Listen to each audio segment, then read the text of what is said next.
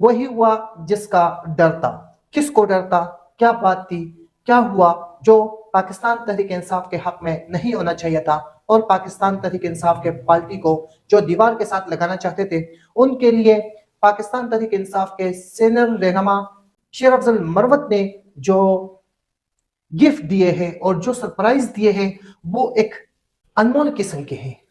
کچھ خاص لوگ جو پاکستان تحریک انصاف کو دیوار سے لگانا چاہتے تھے، وہ نہیں چاہتے تھے کہ پاکستان بھر میں کہیں بھی اگر کنونشن ہوتا ہے پاکستان تحریک انصاف کا، اس میں کم سے کم 25 سے 30 یا 30 سے 300 کے لگ بھگ لوگوں سے زیادہ نہیں ہونے چاہیے۔